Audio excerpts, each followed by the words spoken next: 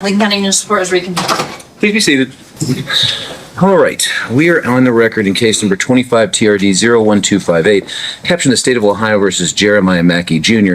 That's you, sir? Yes, sir. All right. Put you down, you know, you're 19. Do something with your life. Don't become a statistic.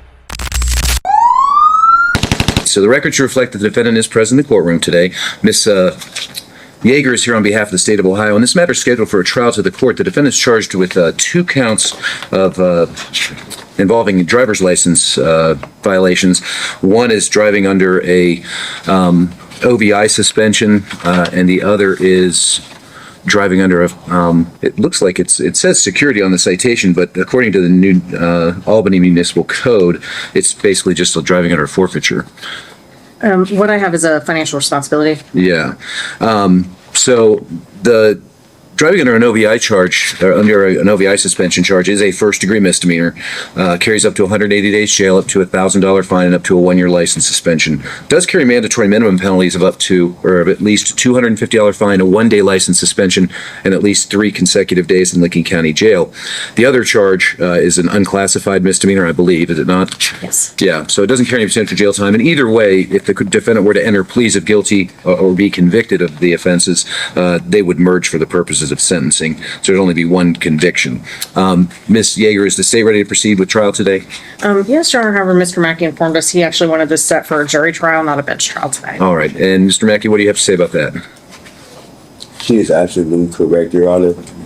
Also, I shared with her as well. I have documents, you know, if I could serve the court. Why don't you just tell me what you have there first? These documents that I have is referring to a removal that's been passed on from the clerk, and as well, my case is in fact on an appeal at the moment. On appeal where? I'm sorry. On appeal where? It's an appeal. In what court? That's what I'm saying. Where have you filed an appeal? The Court of Appeals, Okay, which district? the 10th District. Okay, now that covers Franklin County, and we're in the 5th District Court of Appeals. I'm sorry, it's the 5th District. You're absolutely right. It's the 5th District. I'm assuming that your appellate paperwork is similar to what you've been submitting to the court. That's what it looks like. That one, or this? But just in general, all of your filings with this court are on this. It's kind of a unique. Font. The documents are unique in that they're gray and they're typed in all caps, and one of them, it looks like, from what you just filed this morning, was filed in the United States District Court in the District of New Jersey in the Newark Division. And this is obviously Newark, Ohio. Well, here's what I will tell you, Mr. Mackey. You do have the right to have a trial by jury, but in order, in what we call a petty offense, and a petty offense is anything punishable by less than 1 year in prison, a jury trial is not automatic. It has to be demanded. And Rule 23 of the Ohio Rules of Criminal Procedure require that jury demand be made not less than 10 days before the scheduled bench trial. So your request for a jury trial would be untimely. Now, I'll entertain a position from the state in that regard. Do you intend to represent yourself throughout, whether you have a bench trial or a jury trial? Or did you want the court to, or are you going to ask the court to appoint an attorney to represent you? Represent myself, Your Honor. Okay. Well, I'm going to go ahead and I'm going to deny what I construe to be a motion to continue for the purpose of setting the matter for jury trial, because the matter's been pending for quite some time. Let's see, all of February, all of March, and now halfway into April. And so the defendant did have an ample opportunity to submit a demand for trial by jury, but that demand was made in an untimely fashion today. So the record will reflect that the motion was made, but the court denied that. So your options at this point, Mr. Mackey, are to either have a trial. The state has indicated it's prepared to proceed, and you can obviously represent yourself. You have the right to, if you wish, to change your pleas from not guilty to guilty or no contest. But I do not believe the state is inclined to dismiss the charges. Is that correct, Ms. Yeager? Correct, Your Honor. All right. So how would you like to proceed? Would you like to have your trial today, or did you want to change your pleas from not guilty to guilty or no contest? Your Honor, if it pleases the court, I motion that this case be continued on or stayed because the case is now on an appeal in the 5th District Court of Appeals. Also, the case has been petitioned removed to the Ohio District Court under case 223 CV 02962 JLG CHG and to the New Jersey District Court under case 224 CV 03934 LEFJBC. The court's jurisdiction is divested until those courts determine otherwise. Well, actually, none of that is true. Basically, number one, your paperwork from that purports to be from the federal district court doesn't look like pleadings from the federal district court. Those are plain white paper with the case number in blue up at the top of the page, and that's not how yours are captioned. Furthermore, as far as jurisdiction is concerned, this court does have jurisdiction because this is an alleged violation of the traffic laws of the city of New Albany that is alleged to have occurred within Licking County. This court has jurisdiction over traffic offenses that are alleged to have occurred within Licking County. And by being here today and by entering pleas, you've waived any objection to personal jurisdiction over you. All right? Your Honor, I object on this bench trial. I do want a jury trial. Okay, and as I've already explained to you, you did not make your demand in a timely fashion, so the motion to continue and the request for a trial by jury is going to be denied. It doesn't sound to me like you don't want to, I know you don't want to change your pleas from not guilty to guilty or no contest, so at this time, I'm simply going to order or ask the prosecutor to call their first witness. Thank you. The state will call Officer Course to stand, please. Officer, please come forward, be sworn.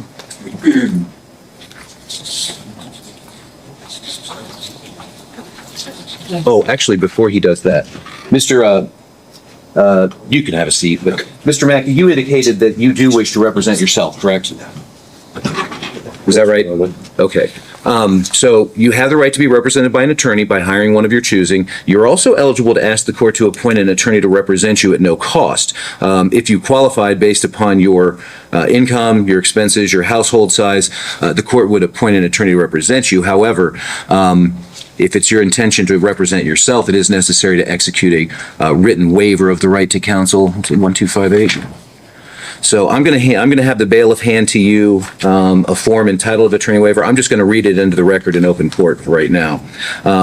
It says, it's captioned attorney waiver, and it says, in open court and on the record, I hereby waive my right to an attorney in this case. I've been fully advised of my right to be represented by an attorney, including my right, if applicable, to have an attorney appointed by the court at no cost if I qualify. I agree to proceed without an attorney at this time. I have been advised of the charges against me and the maximum possible sentence that they carry. I've also been advised if there are any mandatory minimum penalties which might apply. And then it says, in witness whereof I have hereunto subscribed my signature this 11th day of April 2025. So if it is your intention to represent yourself and to waive your right to an attorney, go ahead and sign by the X there, but do please read that because I'm going to make sure that you understand what it is. Yes, that one. I've been objected to this. I object this trial. I'm sorry, I didn't hear what you said. Refusing to sign this, Your Honor. At this moment, I'm not refusing to sign it. This court jurisdiction has been divested. Okay, well, I've already ruled on that, and that can certainly be appealed at a later time, but this part of the case, this portion or this part of the process is going to go forward. If you later appeal, if you're found guilty, I'm not saying you will be, but if there's a conviction that's entered, you have the right to appeal to the 5th District, arguing that this court never had jurisdiction over you, which means basically this would all not count, but you don't get to make, I've already made the determination that the court does have jurisdiction over you. If you don't want to sign that form, obviously I can't make you do that, but I will declare what's called a constructive waiver of counsel. And what that means is you've said out loud that you wish to waive your right to counsel, that you want to represent yourself. I'm going to accept that as a valid waiver of counsel, even if you don't wish to sign that. So, Ms. Kyle, if you'll bring this back to me, and for what it's worth, Mr. Mackey, this was filed with the court, and I do have a copy of that, and I did look at it, okay? All right, very well. Please swear in the witness. you solemnly swear or do you affirm that testimony about to give is the truth, the whole truth, and nothing but the truth under penalty of perjury? I affirm. Please have a seat, sir. For the record, you're going to give your name and spell your last name. Officer Michael Coors, Cohrs. And the address to your precinct? 50 Village Hall Road, New Albany, Ohio, 43054. Thank you, sir. Thank you. You may inquire. Officer Force, how long have you been with the New Albany Police Department? Over 6 years. And were you so employed on January 29th of 2025? Yes. And were you working that day? Yes. What shift or hours were you working? Second shift, it's 2 p.m. to 10 p.m. And were you wearing a uniform of the day like you are in court? Yes. And were you driving a marked cruiser with a working visible light bar? Yes. And what were your duties that day? I was working standard patrol. I would believe I was on zone 3, which is the Licking County side of New Albany. Is that for like traffic enforcement? Correct. And what kind of training have you undergone for traffic enforcement?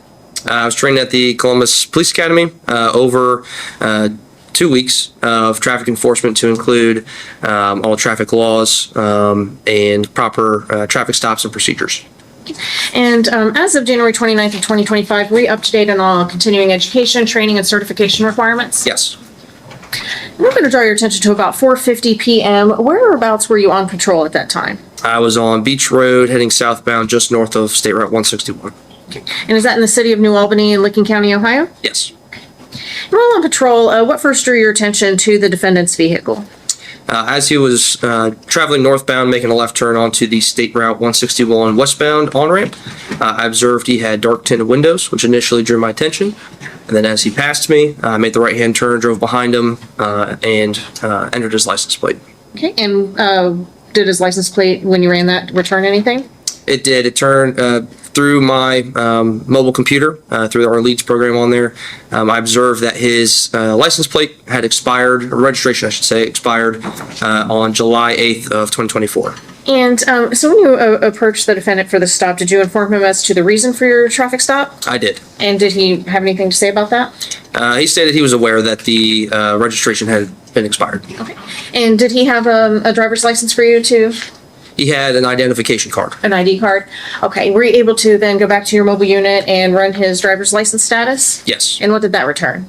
I observed again through my computer system that it showed he had multiple active suspensions, one of them being the OVI suspension that he was cited with, as well as the 2 non-compliance suspensions. On my system, reason why it was shown on the citation as a security suspension, that was the label, but per what I read through the system there, it was the financial liability.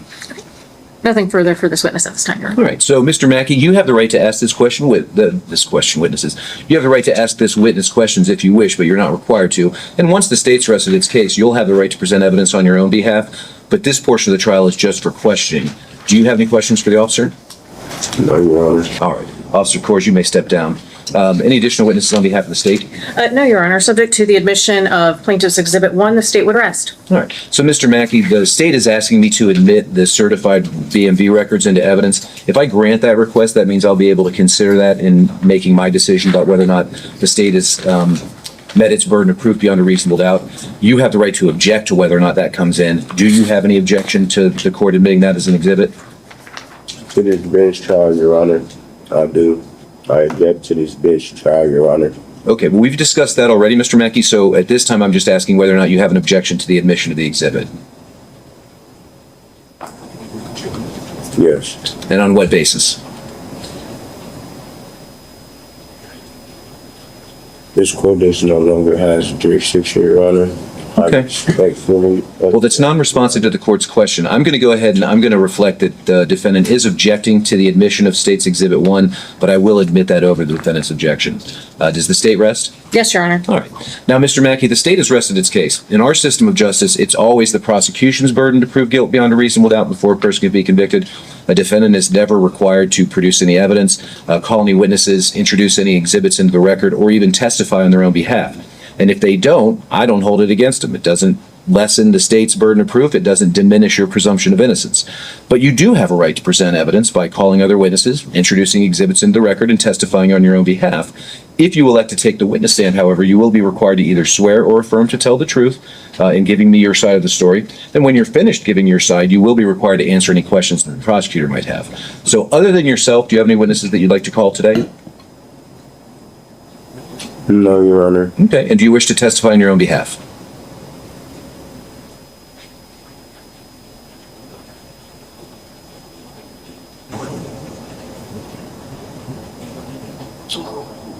Your Honor, I object from this bench trial. Respectfully, Your Honor. Okay. And I've entertained that objection on more than one occasion now, and I've already overruled it, so it's not necessary to do that. But you are creating a record here, Mr. Mackey, so that, we're recording all this. You'll certainly have the right to obtain a transcript of the proceedings and pursue your appeals regarding the jurisdiction issue. But again, my question that I'll ask one last time is, do you wish to testify on your own behalf? No, I'm fine. Okay, very well. Well, the court's heard testimony from Officer Coors, which finds to be credible, that he was on duty on the date in question, that he executed a traffic stop upon discovering that the registration on the vehicle was expired, that he made contact with the driver, who he's identified as the defendant, and upon reviewing the information provided by the Bureau of Motor Vehicles, determined that he was under both an OVI suspension as well as a Financial Responsibility Act suspension. The court furthermore has admitted into evidence over the defendant's objection, admittedly, a certified copy of the defendant's driving record through the Bureau of Motor Vehicles, and it does in fact list both the noncompliance suspension as well as the OVI suspension, and reflects the expiration date of the registration as being prior to the date of the traffic stop. So I do find that the state has met its burden on all three counts, and I'll go ahead and enter guilty findings. You have the right to make a statement today, Mr. Mackey, before I make any decisions regarding your sentence, but you're not required to. Is there anything that you would like to say other than the jurisdictional issue? No, Your Honor. All right, thank you, Mr. Mackey. Ms. Yeager, did the state wish to be heard regarding the matter of sentencing, and which driving under suspension charge did the state wish to elect to have the court enter a conviction and sentence? We would elect to undergo the OVI suspension, Your Honor. And the defendant does have minimal history, so we would just recommend the mandatory minimums on that. All right. It's kind of customary for me to ask questions of the defendants about their personal circumstances. If you don't want to answer, that's fine. Do you work? Do you have a job? Yes, Your Honor. What kind of work do you do? HVAC, sheet metal, as I told the officer that had pulled me over. Yeah. Is that what you were doing that day? You were working out at the warehouses? Okay. Do you work for yourself? Do you work for yourself or do you work for a company? I work for a company. Okay. How long have you worked for them? It's been 3 years. I've been in a steel trade. Okay. Well, here's the thing. One of the reasons why I'm asking you these questions today is, as I mentioned earlier at the beginning of our proceedings, the court is required to impose at the very least a 3-day jail term. I don't want to cost you your job. Do you work Monday through Friday? Saturday, Your Honor. Monday through Saturday? Okay. We normally do not have, well, let me go ahead and pronounce the sentence first, and then we'll talk about that. When you got pulled over that day, Mr. Mackey, you were just given your citation and then you were free to go, right? They didn't take you to jail, did they? Correct. Okay. All right. As far as the registration is concerned, the fine on that charge is going to be a $25 fine. On the driving under the OVI suspension charge, the court's going to impose a 3-day jail term, a $250 fine, and a 1-day license suspension to be start today and as of midnight. Costs will be assessed. Now, the reason I was asking you about your work and everything else is, as I said, I don't want to cost you your job, Mr. Mackey, but I don't have any discretion when it comes to those 3 days in jail. Normally, we require defendants, I'm assuming you don't want to go today, right? No. Okay. So it's customary for the court to grant what we call report dates. Some courts call them enforcement dates. And typically, we require that the defendant report here to the courtroom. But since my colleague, Judge George, took the bench, we now have the option of having folks report directly to the jail. And that's important for one reason. If you had to report here, you'd have to report on a day that the court's open. So a Monday through a Friday, all days of which you work. But if I order that you report to the jail on a Sunday, at least one of those days, of the 3 days, you won't be missing work. Okay? Would you like for me to grant you a report date to the jail on a Sunday? I mean, I know you don't want me to impose any jail at all, but under the circumstances, would you prefer that I make it so that you report to the jail on a Sunday so you only miss 2 days of work? Okay. All right. Let's set it out a little bit just to give you some an opportunity to make those arrangements with your work. Let's go ahead and I'm going to have you report directly to the jail on Sunday, May the 4th. And that's located at 155 East Main Street here in Newark. And the bailiff will give you all the information that you need. I said, what did I say, the 4th? Yes. Yes. Okay. And that's going to be at 11 a.m., Mr. Mackey. And then you'll get out 3 days later. Now, can I speak bluntly to you? So you're not the first person who's come through court with these arguments that you're making regarding jurisdiction and the right to travel and things of that nature. I don't know whether you genuinely and sincerely believe that that's the law. I'm here to tell you that it's not. But even if you do, I got to tell you, a lot of times folks who espouse these arguments just continue to find themselves in court and they don't win against the system. It may be unfair in your mind. I get that. I understand. But I just want to give you a word of caution that, you know, if you do get cited in the future with any traffic violations or even criminal offenses, making these arguments is not going to work out in your favor. It's not going to help your situation. You know, you can be as frustrated and angry at the system as you want. The law is what the law is, but I would just recommend that in the future, you know, just deal with it regularly and move on. You know, the only thing that you need to do is, you know, comply with the driver's license laws, and you won't have to worry about having to listen to guys like me anymore. Okay.